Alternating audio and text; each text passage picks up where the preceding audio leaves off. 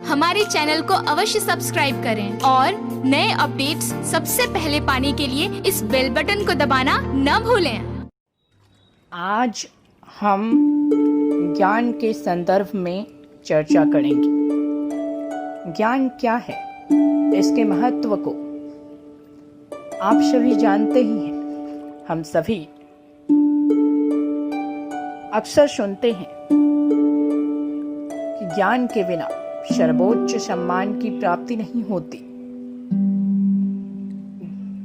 मनुष्य में यदि जन्म पाया है तो ज्ञान अर्जित करने का प्रयास करो, क्योंकि जहाँ सरस्वती नहीं होती वहाँ लक्ष्मी भी कभी स्थिर नहीं रह सकती। अर्थात ज्ञान के संदर्भ में कहा जाता है कि विद्या से धन अर्जित किया जा सकता है, परंतु धन से विद्या अर्जित नहीं किया जा सकता। इस कारण सरस्वती का स्थान सदैव लक्ष्मी से श्रेष्ठ माना जाता है। आइए आज हम भी इसी परिचर्चा का भाग बने। ज्ञान के संदर्भ में एक नीति श्लोक है, नास्ति विद्या समम चक्षु, नास्ति सत्य समम तपः, नास्ति त्याग समम सुखम, नास्ति राग समम दुखम। अर्थात विद्या यानी ज्ञान के समान कोई नेत्र नहीं है, सत्य के समान कोई बड़ा दूसरा तप नहीं, आसक्ति से बड़ा कोई दुख नहीं और त्याग से बड़ा कोई सुख नहीं होता। अर्थात यहाँ विद्या को हमारा वास्तविक नेत्र कहा गया है। अंधा वह नहीं होता जिसके पास आंखें नहीं होती, वास्तविक अंधा तो वह होता है जिसके पास विवेक नहीं होता, ज्ञान की आंखें नहीं होती।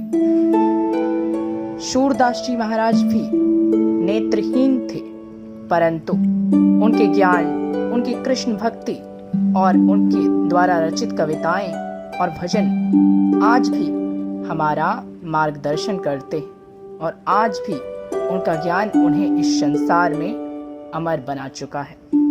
इसलिए जिसके पास ज्ञान है वह नेत्रहीन होते हुए भी नेत्रवान होता है, और जिसके पास ज्ञान नहीं वह नेत्रवान होते हुए भी नेत्रहीन ही है। वास्तविक अर्थों में ज्ञान अग्नि की भांति होता है।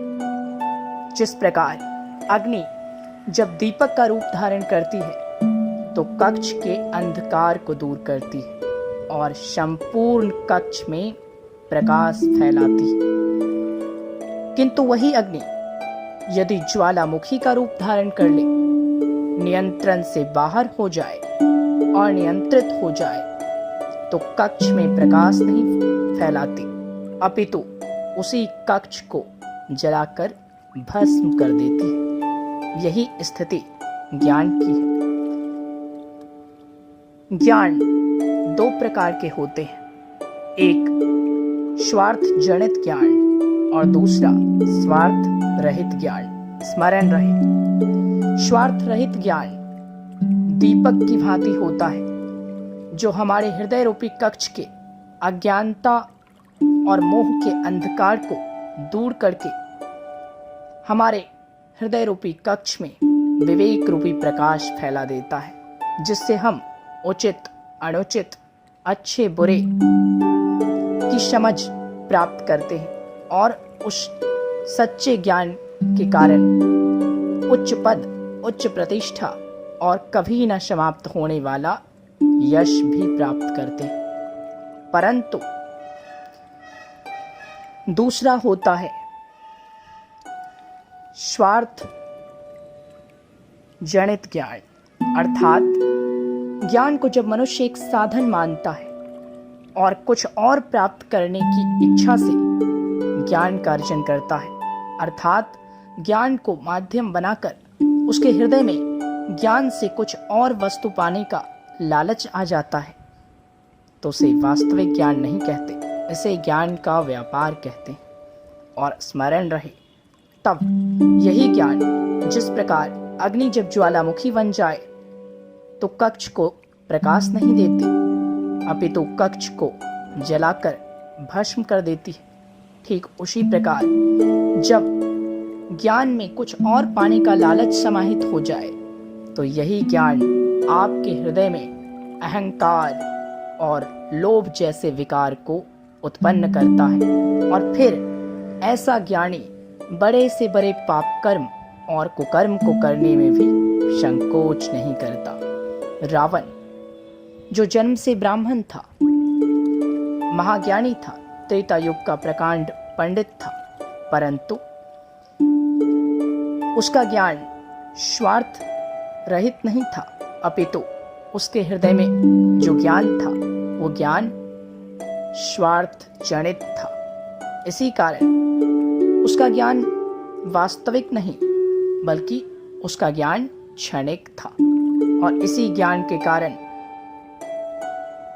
उसके हृदय में पाप वृत्तियों का जन्म हुआ और उसने ऐसे कुकर्म किए जिसने जन्म से ब्राह्मण होते हुए भी उसे कर्म से राक्षस बना दिया, दानव बना दिया, दैत्य बना दिया। स्मरण रहे, यदि हमें ऐसा नहीं बनना है तो हमें ज्ञानी अवश्य होना चाहिए, परंतु ज्ञान का अर्जन सरस्वती माता की पूजा समझकर निस्वार्थ भाव से करना चाहिए। किसी और पद, किसी और वस्तु को पाने के संसाधन के रूप में ज्ञान का उपयोग ना करें।